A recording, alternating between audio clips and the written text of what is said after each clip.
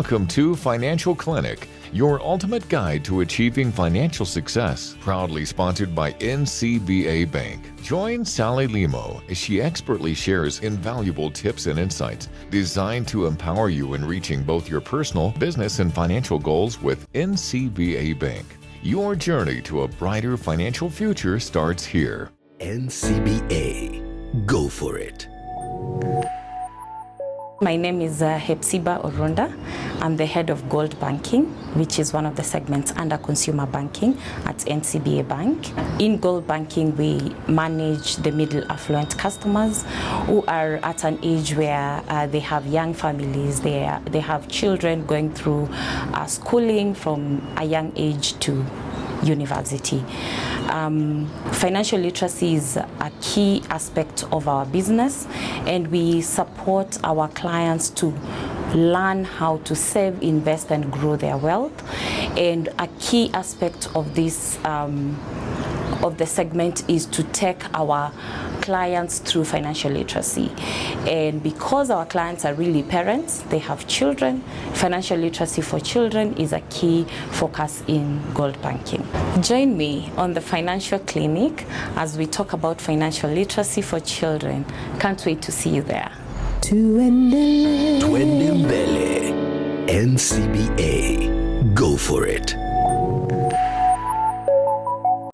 Absolutely, NCBA, go for it. Those are our partners this day of Financial Clinic. What a beautiful Wednesday it is, the 21st day of May 2025. Good morning from wherever you're joining us from, listening or even watching. This is Financial Clinic, where we bring you and discuss money matters. We'll be unpacking a very important topic to you as a parent, a guardian, or even just someone who's interested in learning about money, when it comes to also children. And this morning, our topic is quite exciting: financial literacy for children. And I'm joined by an amazing panel of ladies, a powerhouse when it comes to matters literacy and children and finances, all that. We'll be unpacking that here this morning. And so join me on 20316, SMS line 0786 316 316 is our WhatsApp line. Send in your questions, send in your comments, and suggestions as well as you get to learn about financial literacy for children. My name is Sally Limo, as I also welcome my guest this morning. We're also expecting another guest to be coming in, and she'll be joining us in a few. But meanwhile, we'll start with you, Hepzibah. Welcome to our studios. Thank you. Thank you, Sally. Thank you. My name is Hepzibah Oronda. Yeah. I'm the head of Gold Banking at NCBA Bank. And I'm honored to be here this morning. Thank you for having me. Karibu sana. Thank you. And just, to start us off, what is financial literacy, really? What does it mean? Financial literacy is just the ability of individuals to be able to understand the concepts around money, how money works, how to generate money, and at the end of the day, how do you save, how do you invest, how do you borrow. It's just the concept of understanding how money works. Okay. Yes. And how is that important for children who actually, they don't work, they don't earn, but still we say it is important for them to learn about money? Why is it important? It's absolutely important for our children to be able to understand or start grasping the concept of financial matters from an early age, right? And the reason why this is critical is so that we can grow individuals who now understand how to manage money when they become adults. They're able to have a proper financial understanding on what they need to do to grow themselves, to be able to have a secure financial future. Okay. Yes. When you say early age, then how early is early? Early is as early as maybe 2-3 years. This is the time children have probably started grasping the concept of counting, or probably they've been able to understand value. Okay. Yeah, they're able to identify something to its value. Okay. So from this young age, you can actually start introducing financial literacy or education to them. And what you do over a period of time is just tier the type of education, starting from maybe what what are the types of money we have, you know, the coins, the notes at a young age. When they get to 5 to 10 years, you can now start talking about the value of work and how work is compensated. You can even start introducing chores at home and giving them allowances. After 10 years, you now begin introducing the more concepts that are maybe more advanced in a way, talking about saving.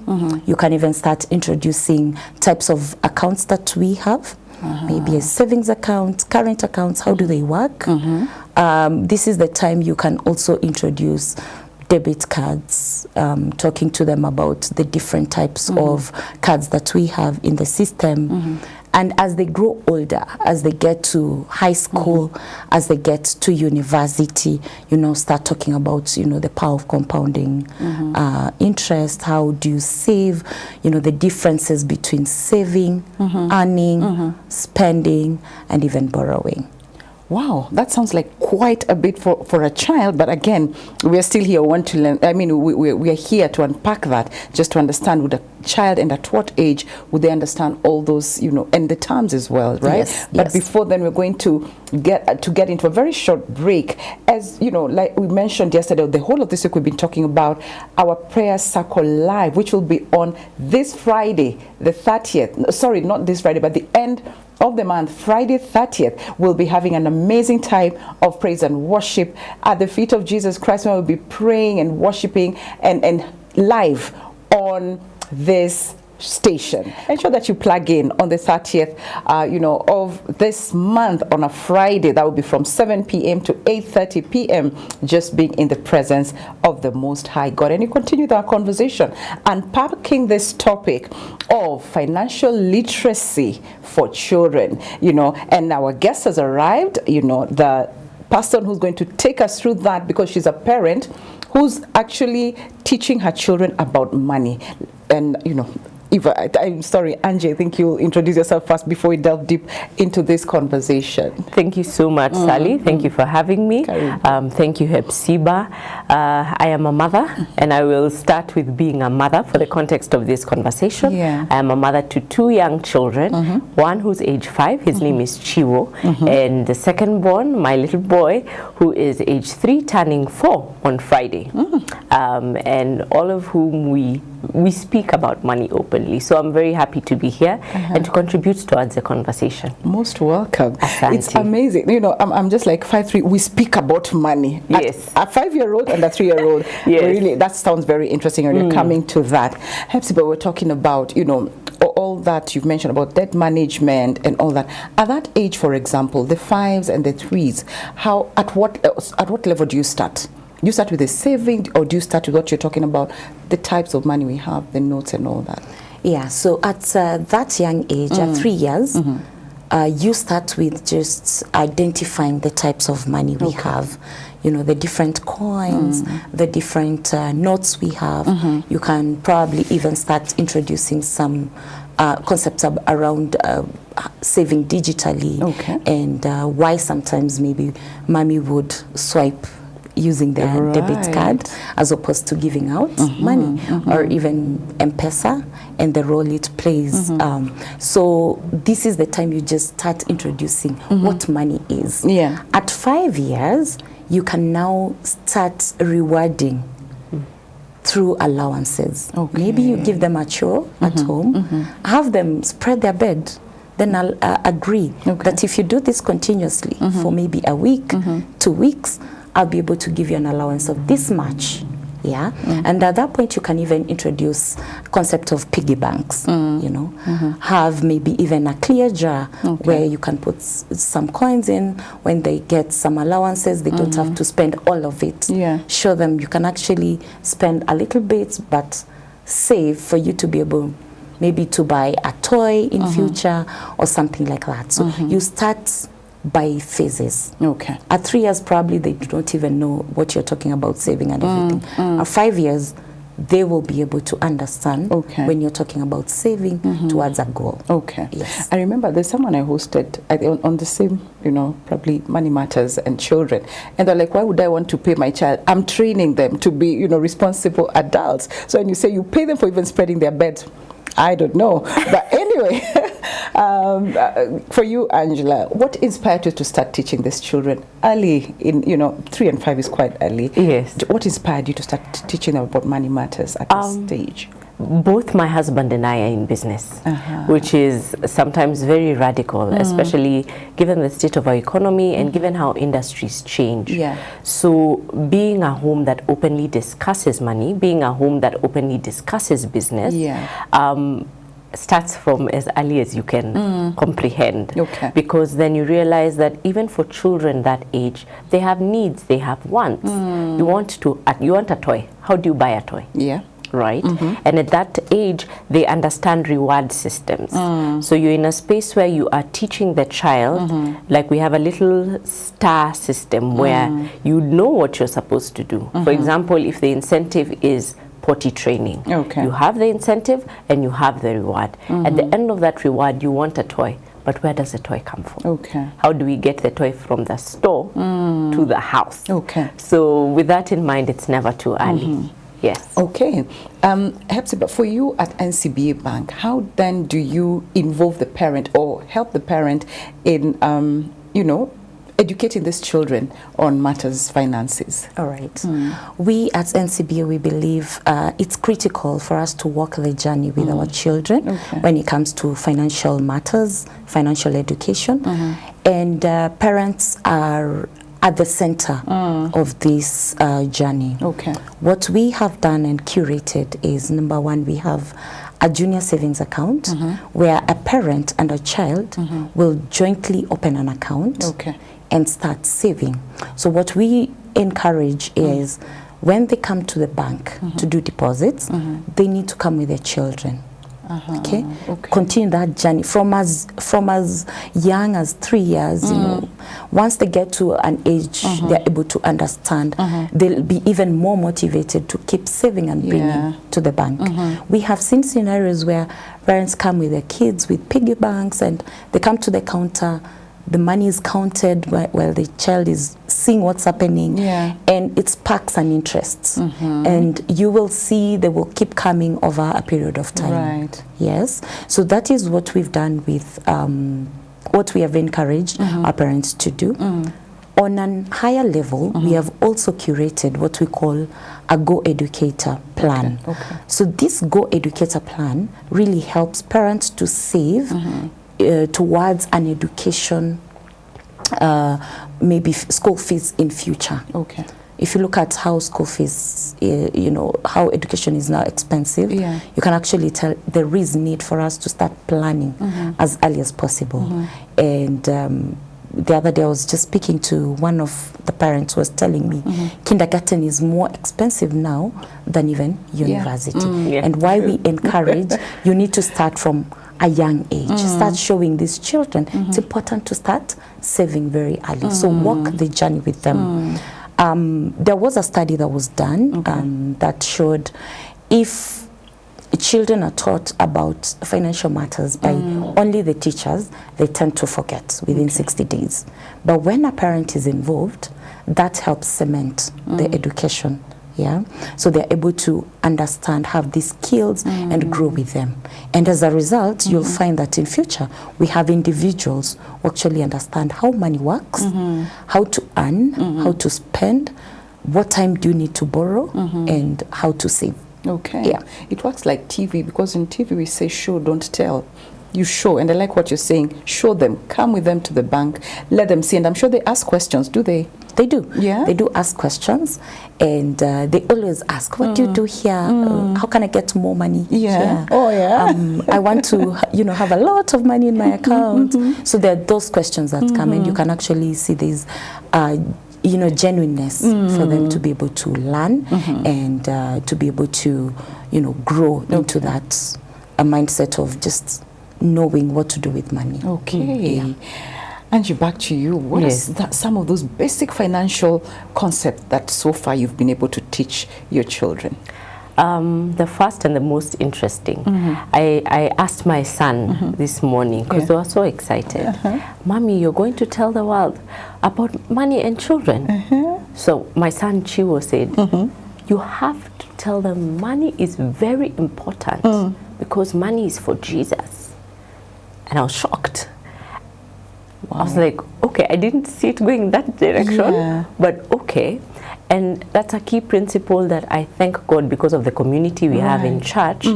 Every time they go to church, they don't call it Sunday school, they say it's Sunday church, children's church. One of the concepts is at the point of tithe or at the point of offering, they're told, carry money for Jesus.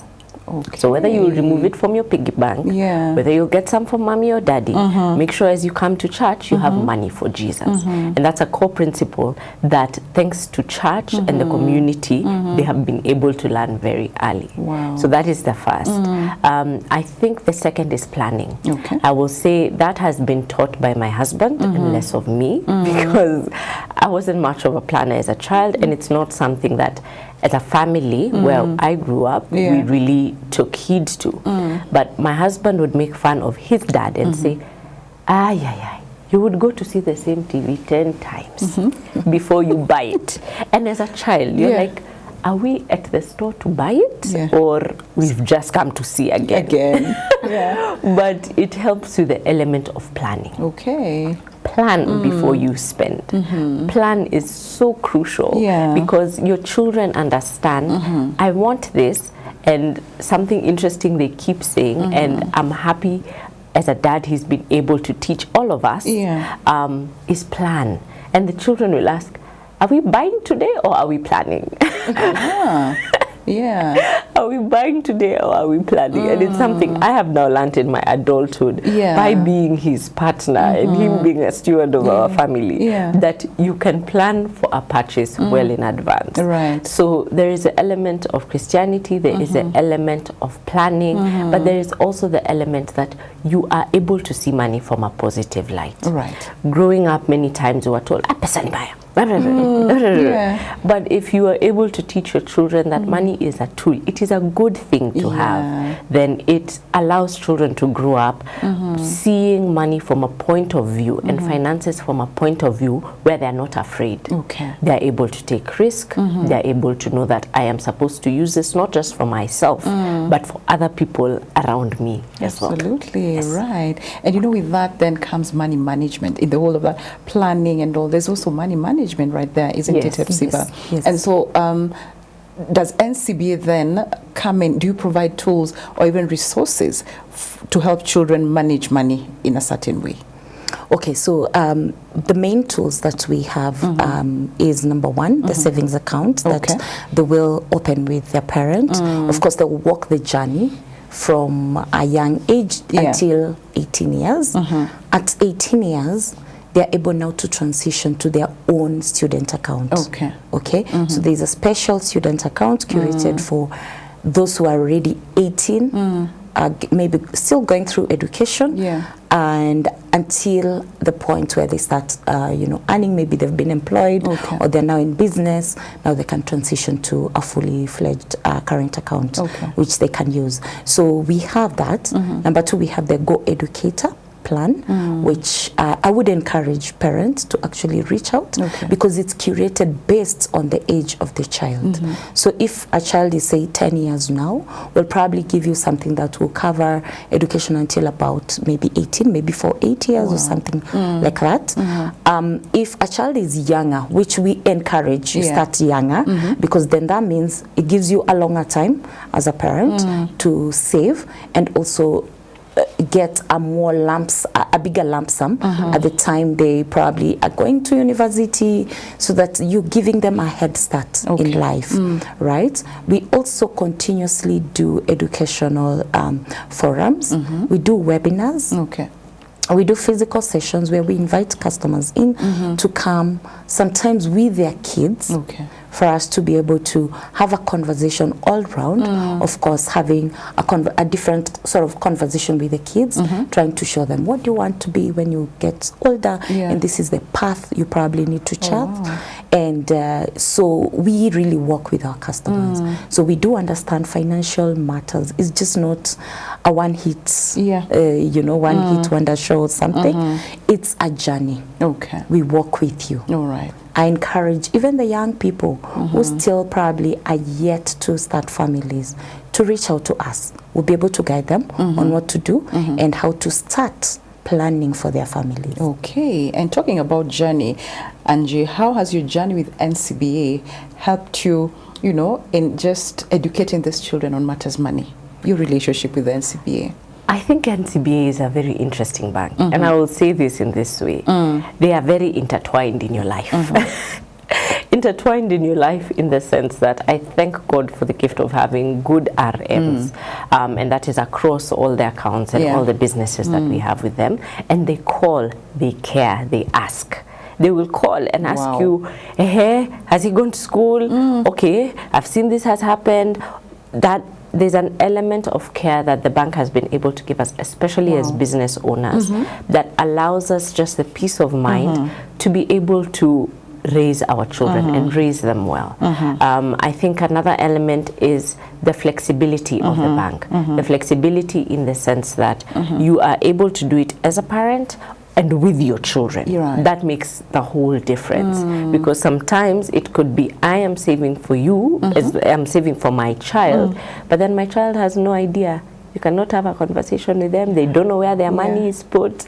So there's that element of you're moving your money from your piggy bank to the bank, and you have a bank account that you can access. And even if you cannot, I think my son who's turning 4 can only count till 50.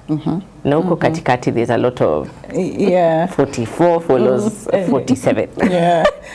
But then the basic principle is there, because then you're able to access a bank account. You have a little blue piggy bank where you throw your coins in, but there's an element of continuity that the bank is able to offer, and just a bit more care in that. I think all our RMs know our kids' names. Wow. Yeah, so that has been very special for NCBA. Oh, fantastic. Wow. Yeah. And in all this, as they're saving, of course, do you talk to them about interest? And how do you explain that for them to understand? Okay, so as business people, we speak about interest in a bit of a different way. Right. So for example, when there's a time we traveled to China, and part of that was actually courtesy of the bank. And one of the key things we were looking for is, when do the children start a business? So beyond just interest in terms of compounding, interest from investments that you earn as a profit from a business. So like Chio now wants to start a Paw Patrol business because we have looked for Mighty Pups toys locally and not been able to find them. And they're in high supply in China. So when we're there, it's like, see, this you can buy, you can sell, you can make a profit from whatever money you have, and whatever then you have, you then put it in the bank. I think once or twice we've mentioned that if you put this, it can grow to become this. So they don't really get it right now, but then I'm sure that by the time they are 8, 9, and he's run his Paw Patrol business for 2 or 3 years, then he'll be able to understand that element of compounding more. And, as they grow, Hepzibah, so they're in upper, is it upper school or high school and all that. Now, what concepts come into play here? So as they grow, maybe after maybe 10 years, they're now getting to the higher schools. There are things now you need to start mentioning. Number one, it's important for them to understand what's a need and what's a want. And what's the difference. Why is it that some wants probably are not critical at this age? So that's the difference of, the need and want needs to come in strongly at that point. Also, savings and borrowing or even spending, those critical matters. How do I earn? How do I save? What do I spend on, and why is it critical for me to be able to spend on this at this point? Or do I even employ delayed gratification for me to probably keep saving and spend at a future date? All right? And also at this point, the importance of compounding interest. This is the time you now start showing them that when you have money, it doesn't necessarily mean you will always have money. There's earning and there's also keeping this money, you know, having that ability to be able to save this money for future needs. Yeah, so these are some of the critical matters you start bringing up when they get to high school, maybe upper primary. Yes. Wow. And I think with that we'll take another break. But before we take the break, just remember that it is very important to understand what you're doing, how you're doing it, and why you're doing it. And in that regard, then we're going to be watching this clip on building a cathedral. Please get to watch it and ask yourself some questions, if possible. See you in a few.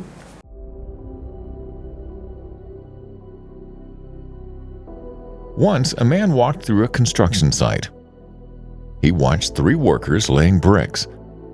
He asked each of them the same simple question: "What are you doing?" The first said, "I'm laying bricks. It's tough work, but it pays the bills." The second replied, "I'm building a wall. It's just part of my job." But the third, he smiled and said, "I'm building a cathedral." At Family Media, we understand this story. We're not just laying bricks either. We are building a place of hope, a place where faith is restored, where children learn God's love, where stories of transformation go out 24/7. We are building a cathedral through media.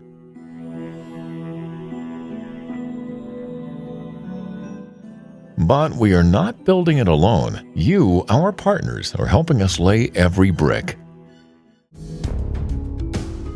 Family allows us to be partners, yeah? Whether you're giving 100, 500, 1,000, 10,000, a million, you can be part of the family. There's a need in today's world for people to hear this gospel, and there's no better space than media. Every gift, every prayer, every encouragement is part of something eternal.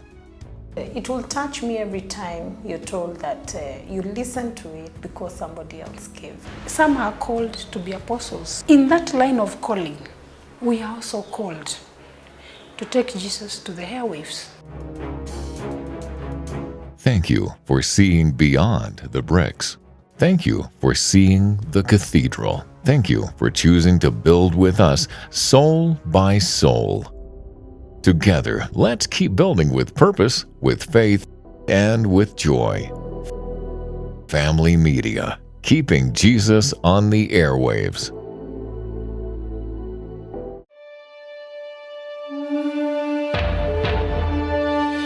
Kote nchini, matumaini, tujitahidi, tujivunie, tuendelee.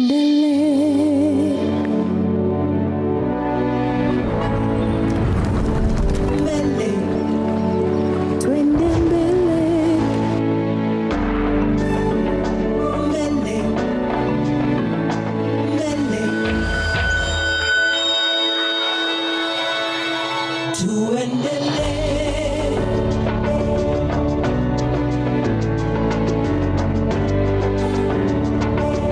Twende mbele. Mbele. Mbele. Mbele. Twende mbele. Tuendelee. Mbele. Kenya, twende mbele. Kenya, Tuendelee. twende mbele. NCBA, go for it. Absolutely, NCBA, and this is how we do it. NCBA, go for it. Yeah, so go for it. Go for that financial literacy at NCBA. Open that account. You know, do what you need to do this morning. Honestly, I always say this is free consultancy from a parent. By the way, this beautiful lady you're seeing here, she's in the construction space. Do you see beautiful people in the construction space? learn from them. There's Hepzibah here, head of Go Banking. My friend, all that information that you may have been looking for all this while is right here. So keep talking to us on 20316, SMS line 0786 316 316, and your questions will be answered right here today. Welcome back, ladies. Thank you. Angie, there's something we're talking about just, during the break. Yes. Delayed gratification. How do you do that with the children? Is it possible? It is very possible. Yeah. And it is only by us learning and unlearning that we are able to now teach that to our children. One easy way to teach delayed gratification to your children is through reward. So, have something your children like. It could be marshmallows, it could be chocolate, it could be sweets. Give them one and tell them, you have one, mommy is going to the kitchen, and if I come back after 5 minutes and you've not eaten that one, I give you 2. Wow. Go for your 5 minutes. Go around the house, go do your chores, go do whatever you will do. Leave your child, trust your child with whatever it is you have given them. Yeah. Come back after 5 minutes. High chances are, because your children know the reward in waiting, no one will have touched that sweet. Give 2. Practice with something else. Keep practicing, keep practicing. Let them wait, because they know. Do lists with your children. You see, do lists. Have a full-on list of the things your children say. Toys, because that's what play is the most exciting thing for children right now. And they go in phases. You'll have a phase where your child likes Lion King, another one where they like Sonic, another one where they like Paw Patrol. Instead of instantly rewarding by buying, ask them at the end of this week, this is what you need to do. But let us see, will you have done it one, and will you wait for the end of the week to get your reward? And most times they practice that element of waiting, because we need to teach our children at this very young and early age how to wait. Because what also happens is we're living in a very fast-paced world where you want, you get, dopamine is easily available. So the practice of patience, the lesson, the discipline in patience is crucial to teach, even from the age of 1. Fantastic. That sounds, well, I can imagine a child with a sweet right in front of them, and they're just counting down, Okay. Now, there's a question online, from our viewer or listener. Someone is asking, Hepzibah, can our guest explain what exactly is gold banking? Does it mean there's silver and platinum, and what would be the merits of each? All right. I knew this question was going to come, Sally. All right, so gold banking is just a title we have set for the segment that I currently manage. So in NCBA Bank and consumer banking, we have 3 types of segments. We have the gold banking, which really takes care of people who are earning a salary of between 150,000 to about 850,000. All right. We also have another segment called platinum, and we also have premier banking. So these are high-end segments, affluent segments. So gold is really a middle affluent segment. This is for those who are already starting, they've gotten somewhere in their career, they've started earning, and they've grown their careers in a way that they're starting to make money between 150 to about 800. So speak to us. Most of our customers actually fit into this segment. This is the right segment for us. We have relationship managers that take care of our customers. They will come and visit you. They will create webinars where they're talking to you and educating you through different matters. Yes. Wow. And I'm seeing someone online asking, hello Sally and the panelists, my questions are: 1, how does Angela help her children manage emotions related to money, like impatience or disappointment? And then, do you talk to them about bigger financial topics like investing, debt, or even long-term savings yet? So we start with the emotions related to money. I have very quickly learned that what you say versus what you do determine what your children pick up. So I can come and tell my child, do this, don't get angry, da, da, da. But then immediately someone messages you and it's wrong or it's gone bad, you're like, you blow up. Your children learn from what you do. Yeah. Basic principle. It doesn't sound good. This principle doesn't sound good, but I'm going to say it. Yeah. It is monkey see, monkey do. Basic. Yeah. They will do what they see you do. Okay. Not what you say. Yeah. And so how you emotionally, or you teach your child how to regulate themselves emotionally, not just around money, around everything else, is also based on vulnerability. Okay. When something doesn't go right, like for us, when we were setting up the factory, it was a stressful time, but the children were there. Every single day, they were there at the factory as we set up, as things went wrong, as things went right, as trucks came in, as trucks came out, as containers came in, as containers came out, as we tried to figure it all out. They were part of the process. Okay. Because then you actually sit and you're vulnerable and you say, Mommy is not very happy, or Mommy is frustrated. Frustration is an emotion. Yeah. Mommy is frustrated or Daddy is frustrated because this is not working. But for me to be able to figure it out, I need to first breathe. Okay. Breathe, pray, think, sort it out. Okay. And you will hear your child in a very different context come and copy and say, oh, Chiho needs to breathe. Yeah. Chiho needs to breathe because he's feeling very frustrated. Right. And it is allowed. So you're able to go through the spectrum of emotion. Okay. We have introduced investment from the side of business, but we have not introduced it in its full capacity yet because of their age. Yeah. But I have seen other friends of mine within the same space, business owners, other friends in corporate, who have been able to teach these other money principles to their children who are 8, who are 12, and I think seeing my friends travel, especially with their children, allows them to see the full spectrum. So allow your child to see the full spectrum, from emotion to how you spend money, to whether you look at your M-Pesa balance at the end of the day and track what your spending was. They will do what they see you do. What they've seen you do. Yes. Fantastic. Then there's Samuel Tuwe, who comes from Kericho, perhaps, but is for you. All right. They say, wow, that's powerful stuff. I have 5 children. Okay. Ages 4, 9, 12, 15.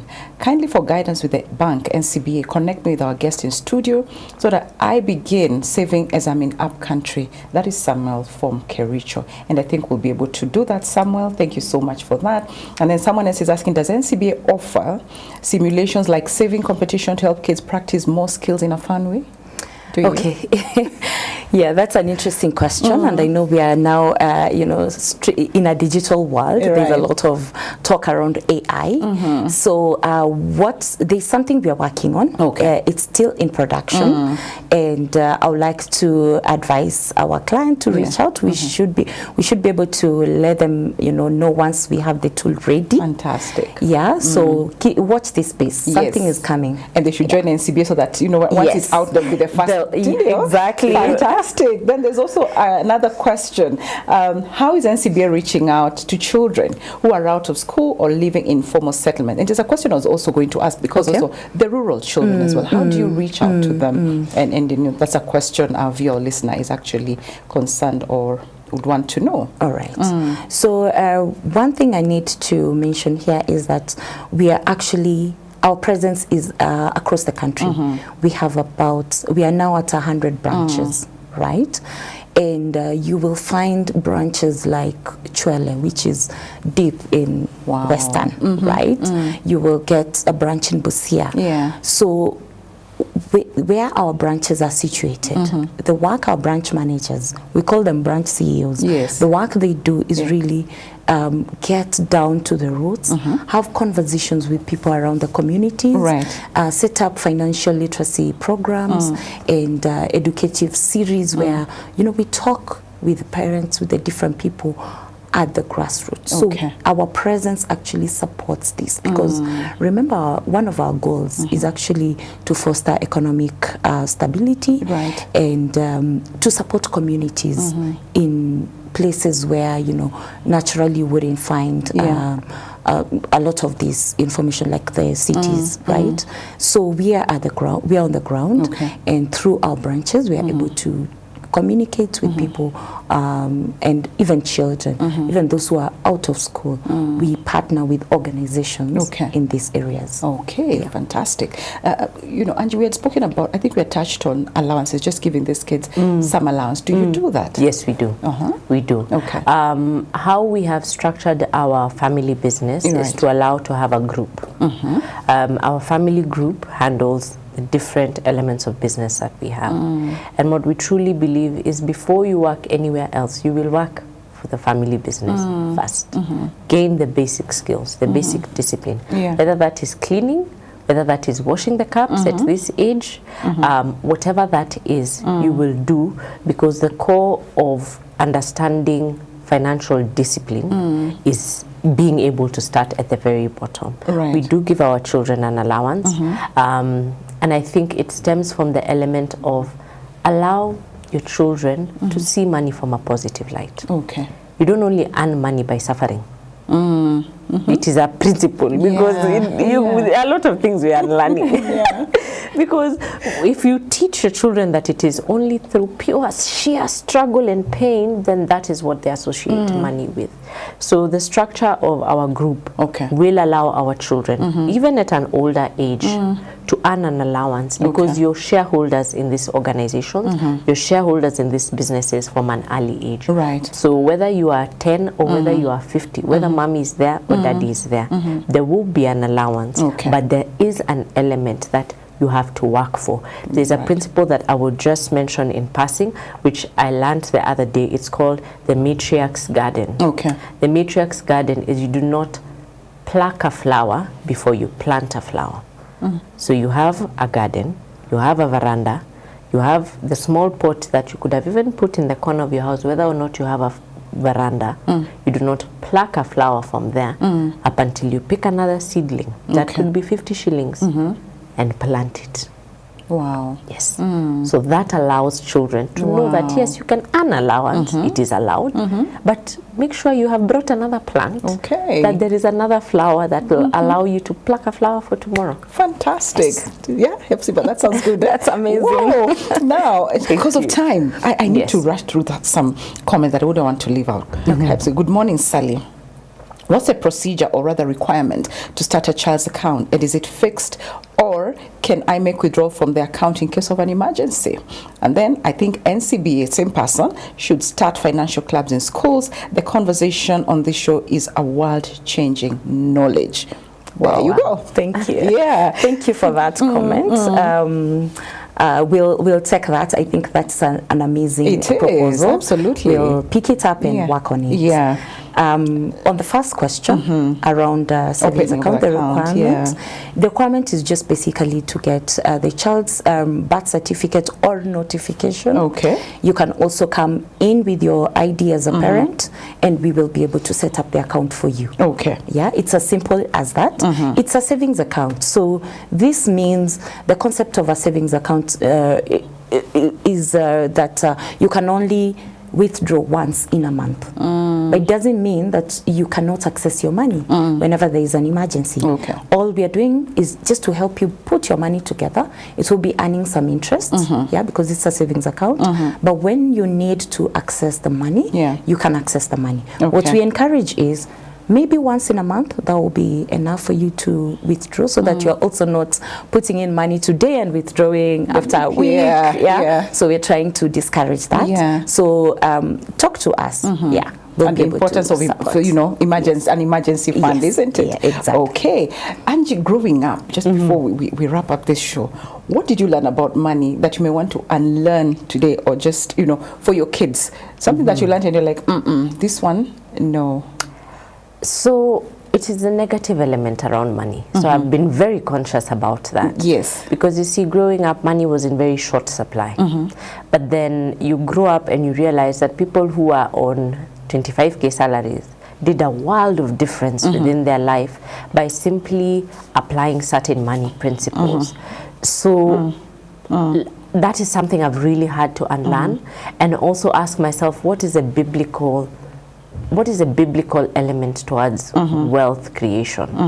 What is a biblical element towards money, right? And you realize within the Bible, money was never viewed negatively.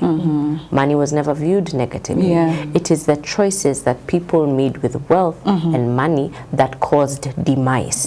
But for most people, it was a tool for the goodness and greatness and the expansion of the kingdom of God.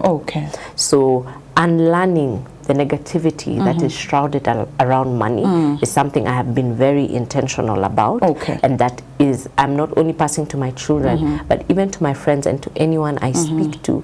It is, how do we view money from a positive sense, and from there learn these principles that have been there since the beginning of time and the beginning of exchange. Yes. Fantastic. You know, perhaps if you're to speak to a parent listening to you right now, there's a lot of online shopping going on. How can they address the risks of shopping online? Yes, this is an age where we cannot avoid shopping online.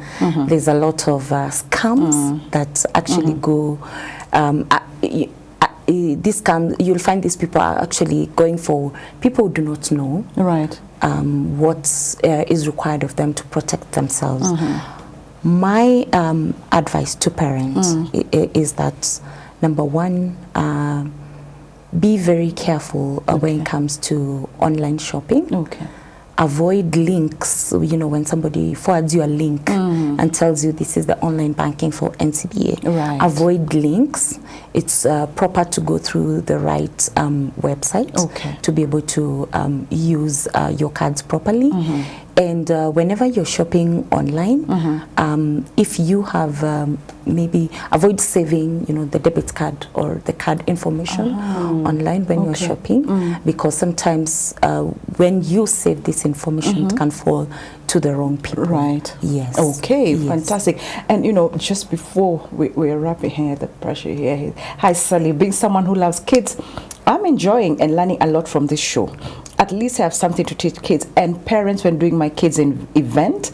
Where I can't explain, I'm now confident to refer them to NCBA. Very insightful panel. Amazing. Thank you so much for that comment. And you know, Angie, in 30 seconds, wrapping up, what's your parting shot? My parting shot is, as a parent, what you do reflects what your children do. So please, please, please allow yourself to exist in a realm of abundance and a realm that allows your children to see that there are endless possibilities. Money is not just for you, but it is what you do for other people that determines the effect and the legacy that your money will leave. Oh, wow. Wow. Just before, there's this thing of parents always saying, I don't have money. Speak to that briefly, either of you. I don't have money. No, do not say you don't have money when you have money. It is wrong, because then it creates an element of scarcity in your child's mind. You can say, we have a budget, and once that budget has been exhausted, we will not have any more to spend, and you can plan for it next month. But don't constantly, because that becomes your reality. Constantly speaking that out becomes your reality, your declaration into the world and to your children, and that's what your children hear at the back of their mind. So change that, change that, change that. One I had to ask about that. Because our parents, I know our parents used to be, I do not have money. Please, in 30 seconds as well. Thank you. For me, what I can say is you have the power in your hands to start walking the journey with your kids. Remember, it's our divine work as parents to start showing our children how to save, how to start using money as a tool. As she said, it's actually a tool for us to achieve goals in future, right? So speak to us today, walk to any NCBA bank, ask for that savings account, ask for that Go Educator, and we shall walk the journey with you. It's never too late. Even if you've not started, start today. I love that. There's hope. It's never too late. Go Educator, go for it. You know, NCBA is about going for stuff. You know, so go for the Go Educator. You know, go for all these things. Go for the accounts. You know, build your child's future now. It is not too late and it is not too early to start saving and teaching these children on Matters Money. Thank you so much for your time, for the questions, for the comments, for the feedback. We really do appreciate it. And for those who've asked for the contacts, we'll definitely share them after the end of the show. I also want to give a big thank you, asante sana, to our partners, a very special group of people, to us as Family Media, people who've been holding our hands for the last 25 years, working with us to bring you such impactful content, you know, educating you and unpacking some very sensitive topics and learning together. I want to say asante sana. And if you want to be part of this community that is impacting lives out there, you can do that by sending the word partner to 20316 SMS line or 0786316316. That is our WhatsApp line, and someone will reach out to you. But also, if you want to support this ministry, you can do that by sending any kind of support to 316, the pay bill number, and the account number shall be your telephone number. God bless you and keep you. See you again tomorrow on Matters Relationship. We'll be talking about part 2 of Behind the Ring. Why do women decide just to forget about themselves once they get married? So Behind the Ring part 2 will be with us tomorrow morning. God bless you and keep you. See you again tomorrow, God willing. Bye for now.